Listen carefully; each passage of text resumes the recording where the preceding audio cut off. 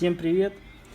У многих, наверное, возникает вопрос, после покупок колодок начинается скрип, скрежет и еще какие-то моменты колодок, покупая либо оригинал, либо не оригинал, либо хороший заменитель. Ребят, проблема в том, что с этой стороны стоит пластина. Вот такие пластины ставятся. И многие сервисы берут и тупо их выкидывают. Для того, чтобы, наверное, чтобы вы еще к ним приехали. Пластины не дешевые, они от 1000 рублей начинаются.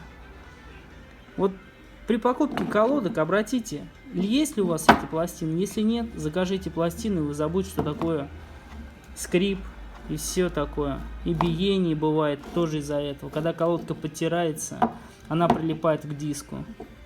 Так что смотрите, следующий обзор будет у нас на втулки оригинальные и подделки.